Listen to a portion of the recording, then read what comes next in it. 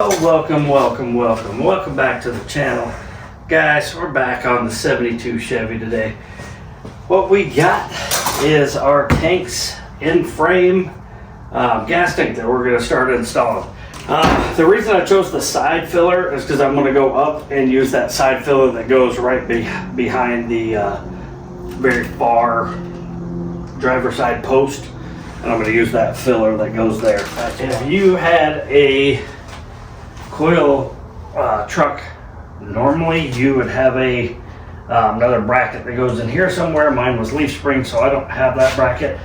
This bracket, I believe this was where the spare tire went up to, that's got to go. So guess what I get to do?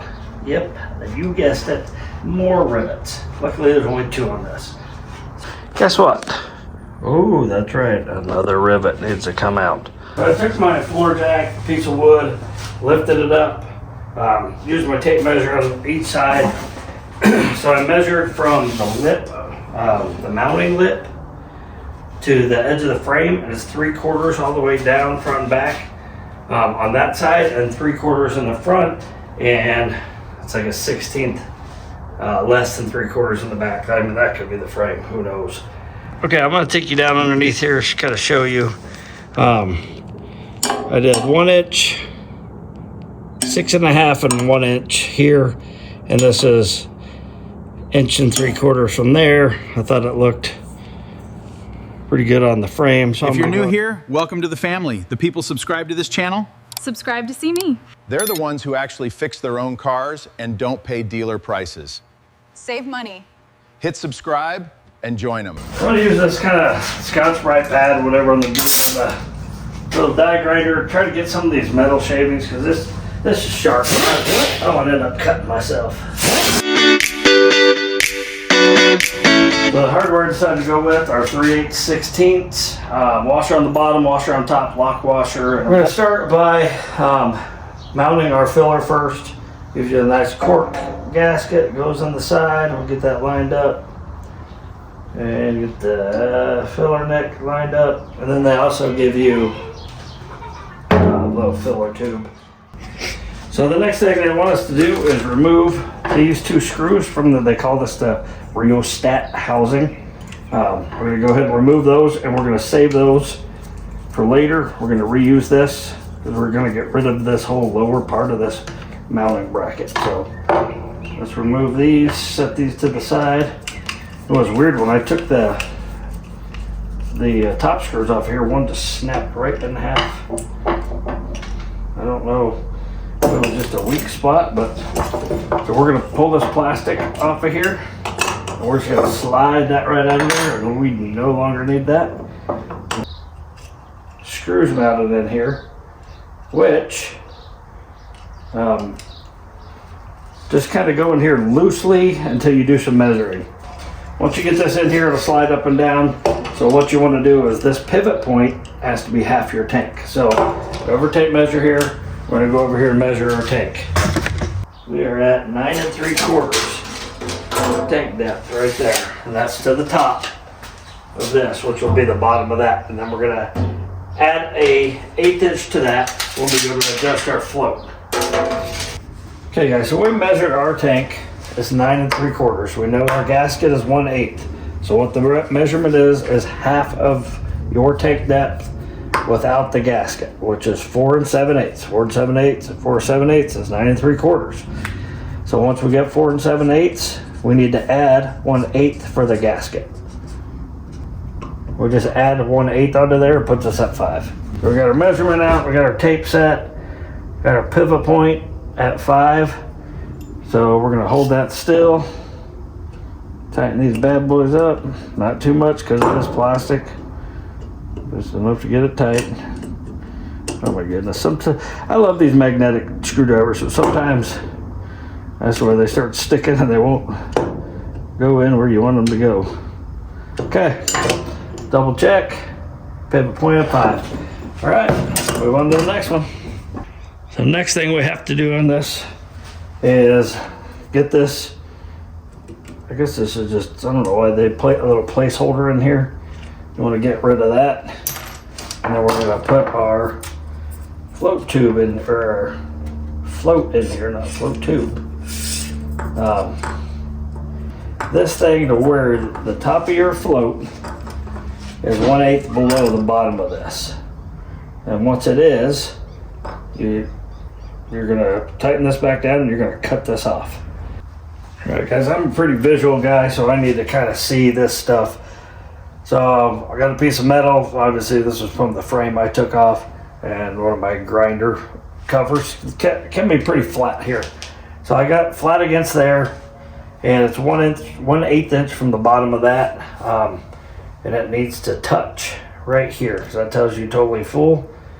So I wanted to see exactly where I was going to sit there, and I guess it doesn't matter however you want to put that in there. It's going to float all the same, but anyway, I like to see it, see how it's going to work. That gives me 1/8 below the bottom of this, which makes up for the gasket, and that needs to touch all the way down, and that's what tells it it's full. So that's what they recommend. Once you're done with that, you're going to cut this off. So let's get this tightened down. I'm going to double check my measurements. So it took me a few times. I tightened it and it moved down when I tightened it, whatever. But right now it's 1/8 of an inch below this. As you can see, this float is really big. It's designed for super big gas tank. So anyway, that's tight. Everything's in there. So the next thing you have to do is cut this piece off here. They don't want anything below this. What do they call this thing? The rheostat housing. That has to be the lowest point. So I don't know. I'm not gonna take this apart. I'm gonna just try to cut that. Be real careful, like. So we'll see. So we got our float sized, and we have to cut that excess off as well.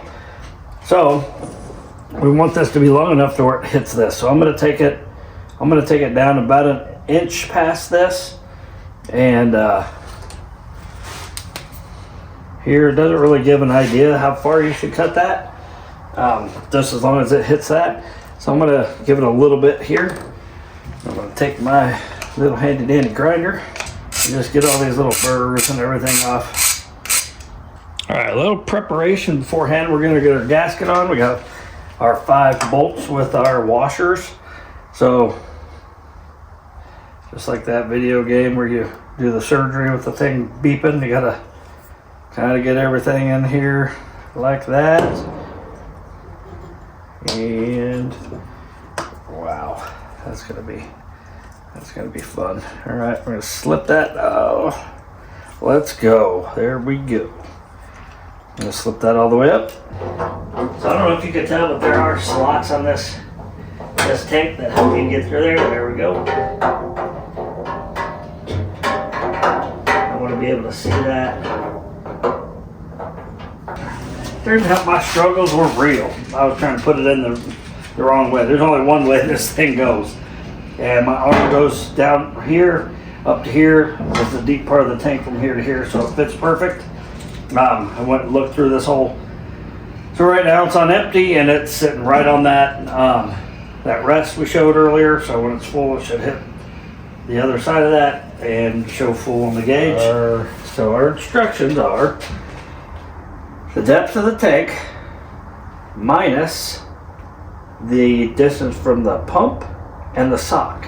So we're going to measure. I have it sitting on a piece of plastic right there, not to get too dirty. So we'll measure from here to here, because this is where the hose needs to be. This can come off. I'll just put it there temporarily. So we're just going to measure that, where that hose needs to be, and it's 4.5, but I don't think, I'm going to measure to the white. That's to the bottom of this. To the white is where the hose, I think, is going to go. 4 5/8. Man, this is mathing. I think I'm nerding out a little bit too much on this stuff, but I do want it to be right. So what we figured out so far is 9 9/16 is our depth, and then 4 5/8 is our height from sock to where our hose is about going to stop. So 9.5 and 4.5 essentially. So what we need to do is we need to cut this supply. See the S, supply and return. So supply needs to be cut at about 5 inches. And that will give us a depth of where the sock can sit right on the bottom. And then your return line needs to sit 1 inch above that. So the depth minus 1 inch. So 9.5 minus 1 inch, which is 8.5, and then you want to put a 45 on that, and that's your return line. So let's get cutting these. We know now that we got to cut off the depth from the bottom of the tank to the bottom of the top of the tank, which was 9 9/16, essentially 9.5. And this thing measures 4 5/8, essentially 4.5. So we got to cut about 5 inches out of here. So what we're going to do is we're going to measure 5 inches out of here, and we're going to cut it with our razor blade. So we are going to cut this 5 inches. So we're going to put it here. We're going to take our razor blade and we're going to mark 5 inches. Well, I don't know if you just noticed what I did, but this was supposed to be 5 inches here, not cut 5 inches, leave 5 inches. Oh, hello, Professor. So now it's 1 inch short, so I'm gonna have to go pull this off and trade it with this one. So that's what happens when you don't pay attention. Good gravy. Depth of your tank, 9.5 minus 1 inch is where the return line gets cut. So I have a nice little line right here at 8.5 inches. Before we start getting everything connected, it's not to forget this. Just slide on there. Because once you get those heated on there and clamped on there, they don't want to come back off. So next what we're going to do is we're going to heat this up and get this slid on here. Because your plug should go up the middle because it's going to come up here. Yeah, let's get that heated up, get it mounted. Do not forget to put on your hose clamp. Let's do that now. Let's go ahead and heat that up. Take our time. It heats up pretty quick because I learned when I had to change this over. And it's not bad. So we don't want to melt it. We just want to make it hot enough that it's going to slide over this barb and just kind of work our way around here. If it's anything like the top one, it took about 1.5 minutes. Wasn't much. Okay, I think it should be plenty hot now. Oh yeah. And it's just going to slide right in there. Yeah, there we go. So make sure we got our hose clamp here. Go ahead and get that on there. Watch out, because that's hot. Okay, so we cool off enough that I can tighten it on there. So I got it all tightened on there. I cut that 45 right there. I'm gonna spin my sock. I don't want that return just to be hitting that filter and knocking the crap off all the time. What we need to do is figure out which way this goes. So wire it goes in this way. So I don't know why I keep saying so. Well, so is happening. We'll feed these through. I might need to loosen those up a little bit. There we go. They fit really tight. So here I go saying it again. Gee, Merry Christmas. Guys, we got a fuel pump.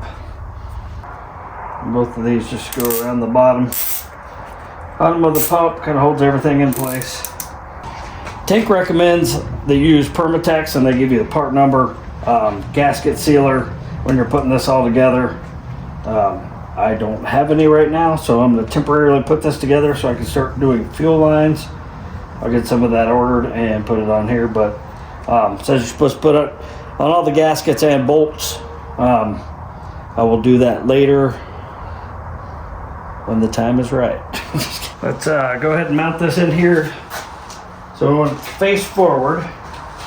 And again, another little fishing game here. All in there. Okay, that should be, that's the closest we're going to get to perfectly straight, but we're going to take our fuel lines that way anyway, so that's good by me. This is exciting. After I do this,